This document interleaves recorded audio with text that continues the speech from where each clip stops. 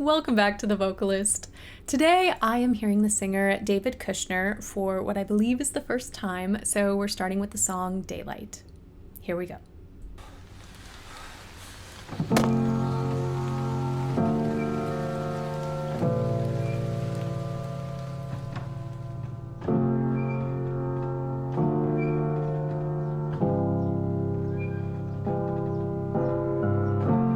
Telling myself I won't go there. Oh, but I know that I won't care. Trying to wash away all the blood I've spilled. This loss is a burden that we both share. Two sinners can atone from a lone prayer. Souls tied, intertwined by pride and guilt. There's darkness in the distance from the way that I've been living, but I know I can't resist it. Oh, I love it and I hate it at the same time. You and I drink the poison from the same vine. Oh, I love it and I hate it at the same time. Hiding all of our sins from the daylight, running from the daylight, running from the daylight. Oh, I love it and I hate it at the same time. Telling myself it's the last time. Can you spare any mercy that you might find? If I'm down on my knees again, deep down, way down, Lord, I try to follow your light, but it's nighttime. Please don't leave me in the end. There's darkness in the distance. I'm begging for forgiveness, but I know I might resist it.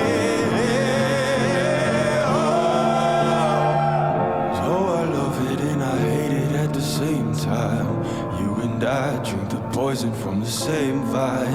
Oh, I love it and I hate it at the same time. Hiding all of our sins from the daylight, running from the daylight, running from the daylight. Oh, I love it and I hate it at the same time.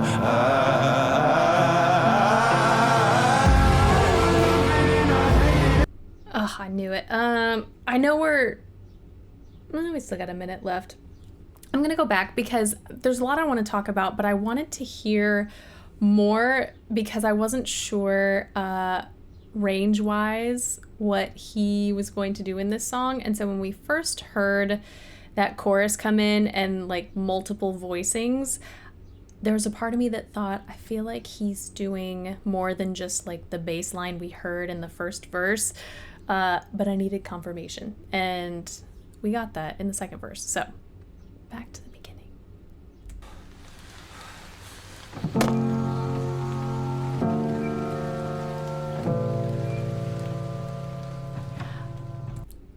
I find this intro musically very striking. I don't know what I'm hearing. It sounds almost like a hinge squeaking, but that tiny little like chirping sound, but it's very faint and very nuanced, I guess, which I'm really enjoying with the acoustic piano and whatnot.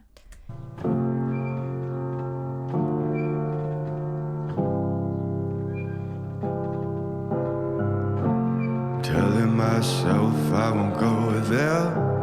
Oh, but I know. Okay, I don't know if this is gonna get blocked, but you can see just how wide his neck is, and I've got to be honest, I spent a lot of time just watching his neck as opposed to his face. But it's fun, at least as a teaching tool, when you get to hear all these great low sounds, because oftentimes to get those lower notes, there is some depression of the larynx. And so you can see movement in his larynx when he sings the word there, because it's higher.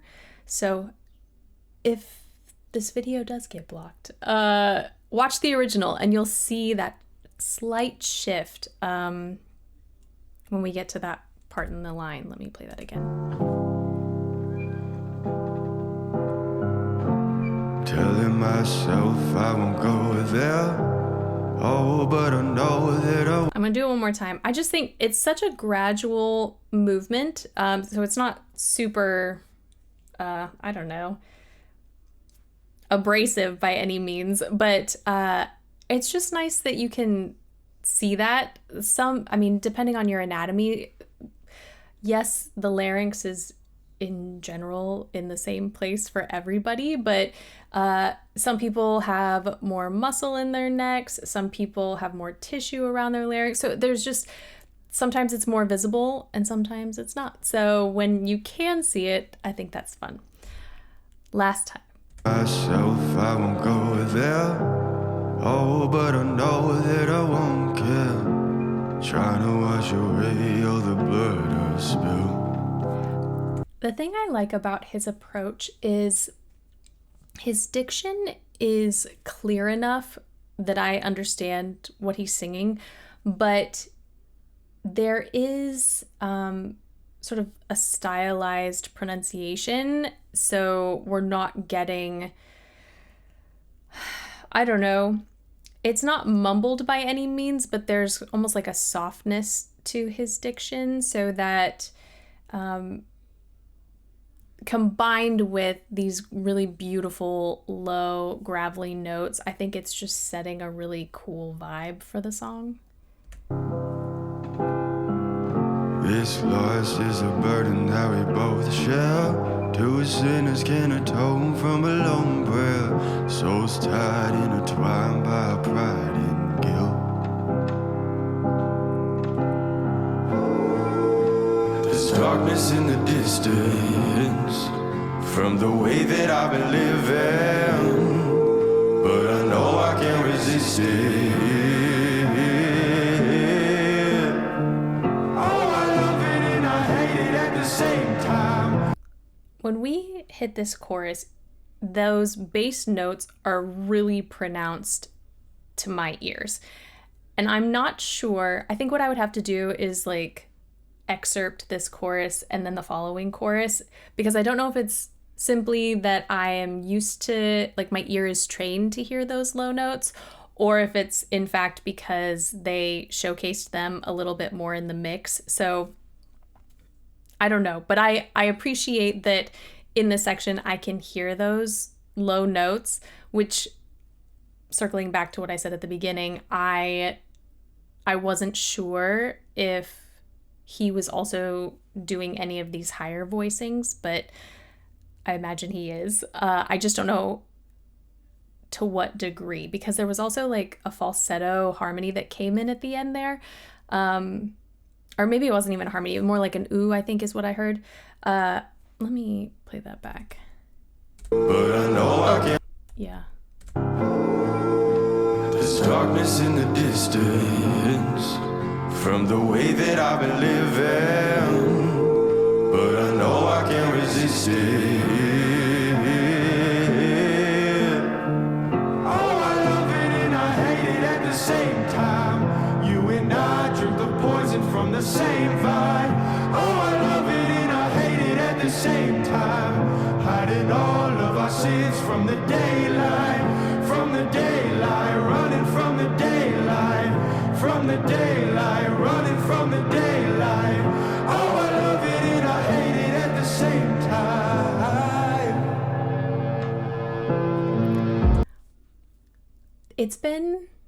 I think it's been years. I feel like ages ago, it was less a reaction and more just a showcase of Patti Page, because I'm a huge fan. But something that she might have even been the first, but I know she kind of started the trend of singing her own harmonies. And I just think, I mean, it's perfect for a lot of singers because you don't have to worry about blending. You don't have to worry about coordinating phrasing. You don't have to worry even about textures, fitting together. And so it's always cool when singers take the time to do that work in the studio, and then it all gets put together when the track gets released. In his case, he has so much like gravelly texture at the bottom. And a lot of what I'm hearing to be open pharyngeal space. So not all singers today incorporate those characteristics in their singing. So it's brilliant to at least one additional voicing if you have the skill to do it, to like do it yourself so that you can match everything up perfectly the way you want to. Telling myself it's the last time. Can you spare any mercy that you might find if I'm down on my knees again? I just want to look up he looks very young, which is why I am looking up his age. Oh my goodness. Okay. He was born in 2000. This was... When did this come out? I don't... See, that's the thing with with watching a YouTube video. I don't know if release date. I don't know if the video was released around the same time as the actual song. 2023. Okay. So he was 23 here. Young, very young. But now I'm curious to hear his speaking voice. We'll keep going. My first thought is, I mean, obviously there are many people in the world with like this lower bass, textured sound just in their speaking range. But I also know some singers purposefully depress the larynx to get this color in their sound. So I don't know which is the case for him, but we're gonna keep going. Deep down, way down, Lord, I try to follow your light, but it's nighttime. Please don't leave me in the end. He's got a nice balance with the incorporation of texture, at least in my opinion. Let me back it up. When he had these like slightly wider a sounds, I feel like there was more clarity in tone. Oops, sorry, further. Deep down, way down, Lord, I try to... On try, I feel that has more clarity and less texture. Follow your light, but it's nighttime. Please don't leave me in the end. And then please don't leave. We got a little bit of added texture there. The reason I like hearing a variety of texture, especially in young singers, is longevity. Some people can, there's always the anomaly. There's always the singer that's figured out how to do it.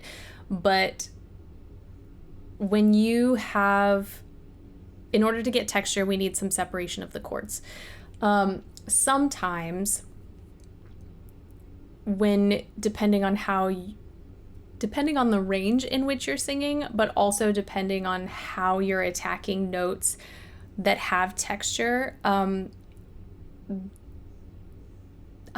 always so hesitant to talk about vocal injury because I'm not a speech pathologist. I'm not an ENT.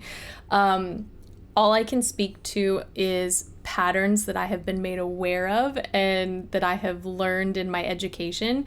And so when you are doing the same movement over and over, but perhaps you're not fully adducting the cord, that's when you are creating some friction in certain areas of the vocal fold. And so similar to any other movement, we can start to form calluses We can start to have irritations, and slight physical changes can happen.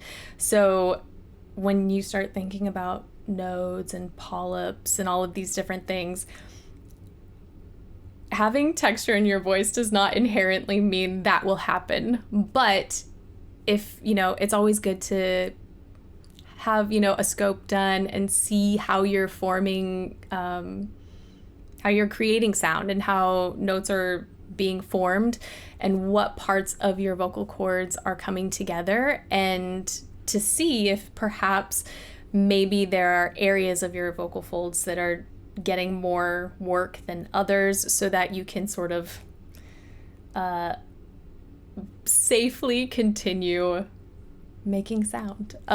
Usually, and I always say this even in coachings, because we're all a little concerned about vocal injury. Usually, the number one factor in vocal injury, again, from what I've learned, is overuse and continued use. So, there's a reason why people who have concerts all the time, or who are doing, 8 shows a week, have a different regimen compared to people who have a gig once a week, or, have more space between their performances, because continued use, like everything else, we have to sort of, we have different tools to get through that kind of work. So I know that was a very long digression, but what I was getting at is I like hearing a variety of texture in young singers, because I think that aids in both longevity and stamina within their own practice, but it also, gives them the opportunity to explore a little bit and not just get stuck in one particular style of singing. So here we go. There's darkness in the distance. I'm begging for forgiveness, but I know I might resist it.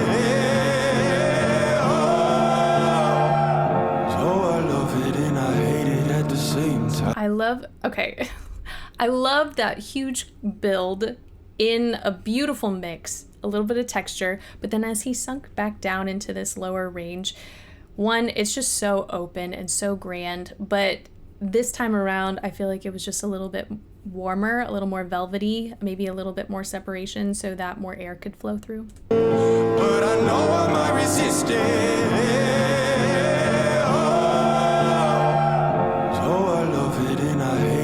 Same time, you and I drink the poison from the same vine. Oh, I love it and I hate it at the same time. Hiding all of our sins from the daylight, running from the daylight, running from the daylight. Oh, I love it and I hate it at the same time.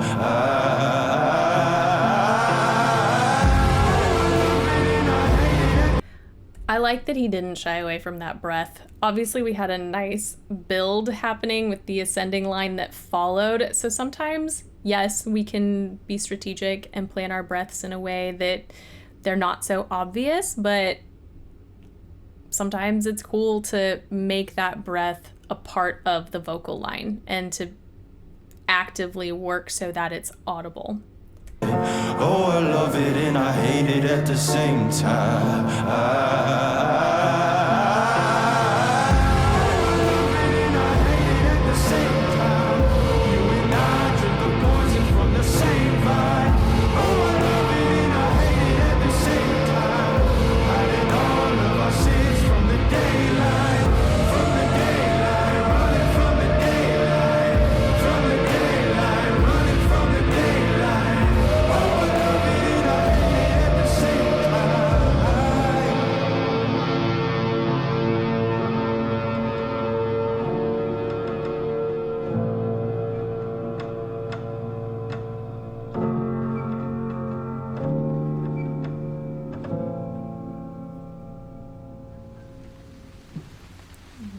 I think the takeaway for me today is I really liked the simplicity of this song. Simple in that, the melody was fairly straightforward. The structure of the song was fairly straightforward. So it just gave me the opportunity to focus on his voice and what he was doing, both with range and texture.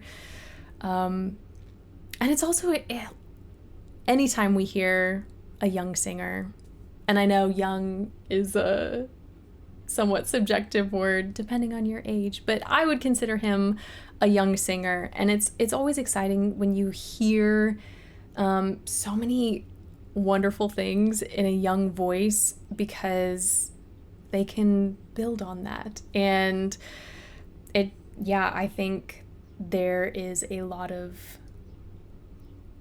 stamina, longevity, exploration that will probably be in his future, because he already has he's so capable already of so many things.